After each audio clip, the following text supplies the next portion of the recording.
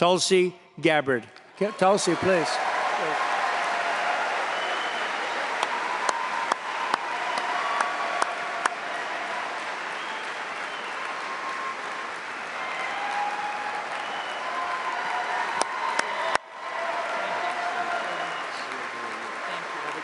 Thank you.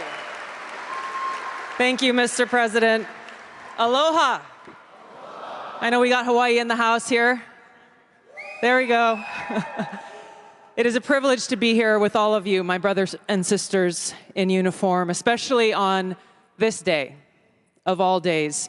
I had the privilege of joining President Trump this morning at Arlington Cemetery, where he joined two Gold Star families and loved ones of Staff Sergeant Hoover and Sergeant G, both of whom were two of the 13 killed in the Abbey Gate attack 3 years ago today in Kabul.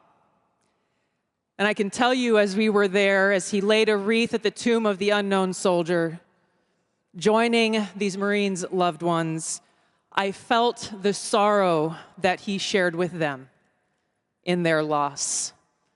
I felt and saw his sincere appreciation for these servicemen and women who paid the ultimate price and their loved ones who continue to grieve to this day. This is personal for me, as I know it is for so many of you here. This is real. It's not just words. I first deployed to Iraq in 2005 with the Hawaii Army National Guard as a member of Charlie Med.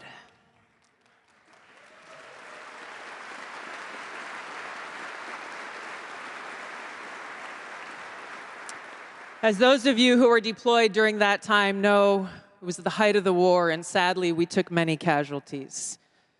And every day we were confronted with that high human cost of war and that sadness as we boarded the plane when we left, that we were leaving some of our brothers and sisters behind, only to lose others when we got home to suicide. So I mean what I say when I share with you that I know that President Trump understands the grave responsibility that a president and commander-in-chief bears for every single one of our lives. Whether you're a soldier, you're an airman, a Marine, sailor, or a coastie, he keeps us in his heart in the decisions that he makes.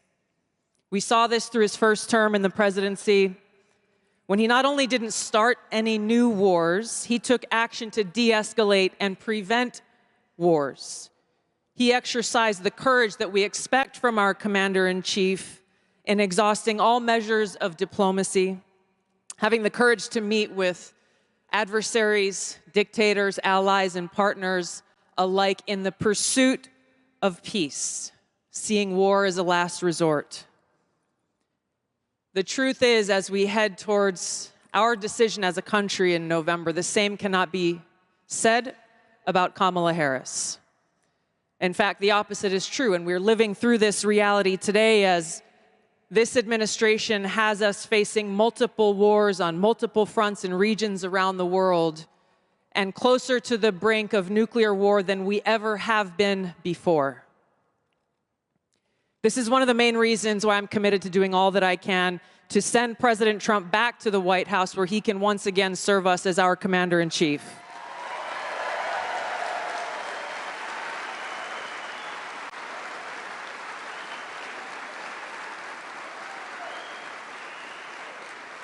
Because I am confident that his first task will be to do the work to walk us back from the brink of war. We cannot be prosperous unless we are at peace.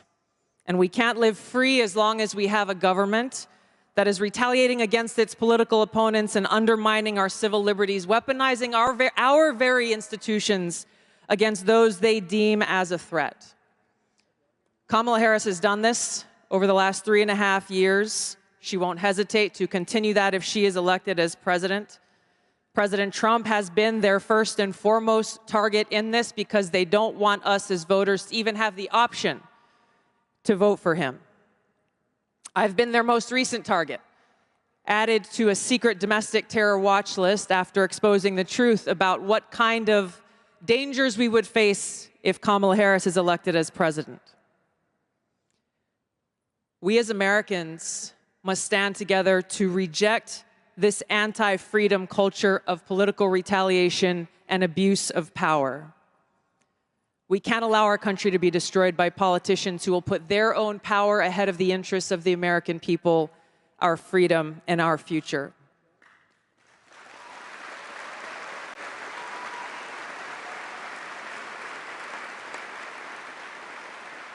I am proud to stand here before you today, whether you're a Democrat, a Republican, or an independent.